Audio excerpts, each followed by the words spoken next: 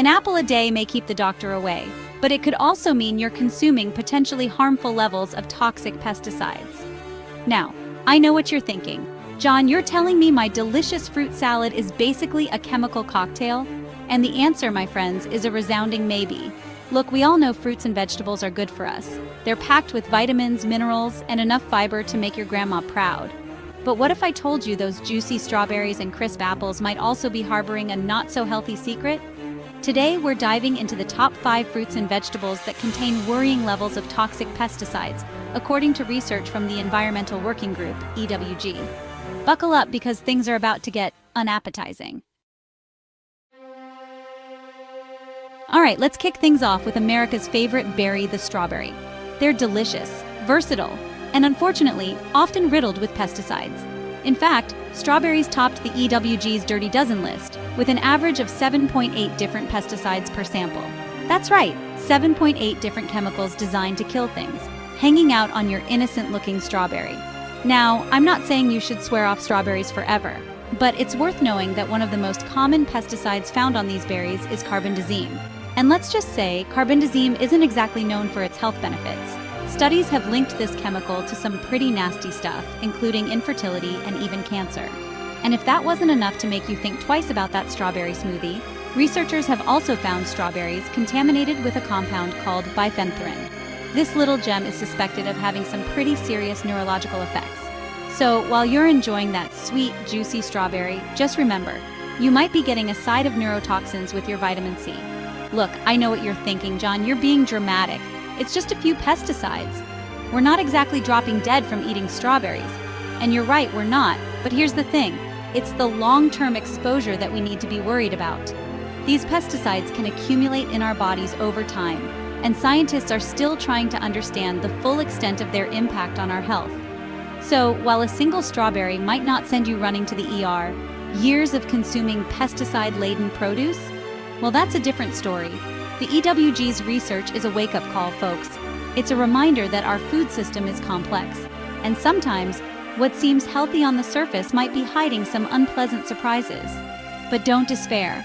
There are ways to reduce your exposure to pesticides without giving up your favorite fruits and veggies. We'll get to those later. For now, just remember, when it comes to strawberries, a little caution goes a long way. Next up, we're moving on to a leafy green that's often touted as a superfood, spinach. It's the Popeye-approved vegetable that's supposed to make you strong to the finish, right? Well, not so fast. Turns out spinach is another top contender on the EWG's Dirty Dozen list. Tests detected an average of 7 different pesticides on conventional spinach samples, with one sample containing a whopping 19 different pesticides. That's right, 19. It's like a chemical arms race on your salad plate. One particularly concerning pesticide found on spinach is permethrin. Now, permethrin is a neurotoxic insecticide, which means it can mess with your nervous system. In fact, it's so potent that it's actually banned from use on food crops in Europe. But hey, no big deal, right? We're just talking about a little bit of permethrin on your spinach. Well, at high doses, this chemical has been linked to tremors, seizures, and a whole host of other neurological problems. Now, I'm not saying that eating a spinach salad is going to turn you into a twitching, shaking mess, but it does raise some concerns about the long-term effects of consuming even low levels of this pesticide. And let's not forget, permethrin is just one of the many pesticides found on spinach. We're talking about a cocktail of chemicals here, and scientists are still trying to understand how these chemicals interact with each other and impact our health. So, what's a health-conscious consumer to do? Well, washing your spinach thoroughly is a good start, but it won't remove all of the pesticides. The best way to reduce your exposure is to buy organic spinach whenever possible. It might be a bit pricier, but your nervous system will thank you. Remember, folks, just because something is labeled as a superfood doesn't mean it's immune to pesticide contamination. Always do your research and make informed choices about what you're putting into your body. Chapter 3. Apples, a core of controversy.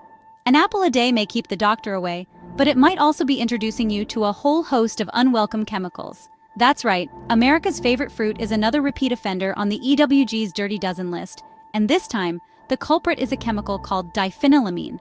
Now, diphenylamine is used to prevent apples from developing unsightly brown spots during storage, because, heaven forbid, our fruit looks anything less than picture perfect, right? But here's the thing. While diphenylamine might be great at keeping apples aesthetically pleasing, it's not so great for our health. Studies have shown that consistent, long-term exposure to diphenylamine can damage various organs and systems in the body. We're talking about potential harm to the blood, kidneys, liver, and even the bladder. Not exactly the kind of side effects you want from your afternoon snack. And here's the kicker. Diphenylamine can linger on apples even after they've been washed. So that shiny red apple you're about to bite into, it might be harboring more than just vitamins and fiber. Now, I understand that giving up apples altogether might seem like a drastic measure. After all, they're delicious, versatile, and deeply ingrained in our culture. But there are ways to enjoy this classic fruit while minimizing your exposure to harmful chemicals. Choosing organic apples is always a good bet, as they're grown without the use of synthetic pesticides. And if organic options aren't available or are outside your budget, don't despair. Peeling your apples before eating them can significantly reduce the amount of diphenylamine you consume. It might take a bit more effort, but hey, consider it an investment in your long-term health. Remember, folks, knowledge is power. By staying informed about the potential risks associated with conventional produce, we can make smarter choices for ourselves and our families. Chapter 4: Grapes, a bunch of trouble. Ah, grapes, those tiny bundles of sweetness that have been enjoyed for centuries. They're turned into wine, juice, and raisins, and they're a staple snack in many households. But before you pop another grape into your mouth, let's talk about what might be lurking beneath that thin skin. Grapes often contain multiple pesticide residues. We're talking about a cocktail of fungicides, insecticides, and other toxins. One such chemical is fludioxonil, a fungicide used to prevent rot. Fludioxonil has been linked to DNA damage. Grapes are also often contaminated with pyrimethanol, linked to hormone disruption. Hormone disruption can affect metabolism, reproductive system, and mood. So, what can you do to protect yourself and your family? Choosing organic grapes is always the best bet. Organic grapes are grown without synthetic pesticides. If organic grapes aren't available, wash your grapes thoroughly. By staying informed, we can make smarter choices for our families. Chapter 5: Nectarines, a fuzzy subject. Finally, we arrive at the nectarine, a fruit that's often described as a smoother, more fragrant cousin of the peach. But don't let that fuzzy exterior fool you. Nectarines are another fruit that often harbor high levels of pesticide contamination. One of the most concerning chemicals found on nectarines is boscalid, a fungicide that's used to prevent various fungal diseases. Now, boscalid might be effective at keeping your nectarines looking pristine, but it's also been shown to cause cell damage. And cell damage, my friends, can potentially lead to cancerous tumors. But boscalid is just the tip of the iceberg when it comes to pesticide residues on nectarines. These fuzzy fruits are often contaminated with a cocktail of other chemicals, including insecticides, fungicides, and herbicides. Now, I'm not suggesting that you swear off nectarines forever. They're a delicious and nutritious fruit, and I'm all for enjoying the bounty of nature. However, it's crucial to be aware of the potential risks associated with consuming conventionally grown nectarines. So, what can you do to minimize your exposure to these harmful chemicals? Well, as with other fruits and vegetables on the EWG's Dirty Dozen list, choosing organic nectarines is always the safest bet. Organic nectarines are grown without the use of synthetic pesticides, so you can enjoy their sweet, juicy flavor without worrying about ingesting a cocktail of toxins. If organic nectarines aren't available or are outside your budget, don't despair. Washing your nectarines thoroughly before eating them can help remove some of the pesticide residues. And here's a pro tip. Peeling your nectarines can further reduce your exposure to pesticides, as the skin tends to retain higher concentrations of these chemicals. Remember, folks, knowledge is power. By staying informed about the potential risks associated with conventional produce, we can make smarter choices for ourselves and our families. Look, I know this has been a lot to digest. No one wants to hear that their favorite fruits and veggies might be secretly plotting against them. But the good news is, we have options.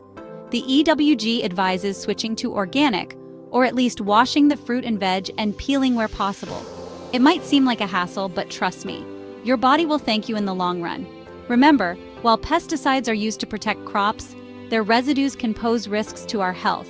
Stay informed and make safer choices for you and your family.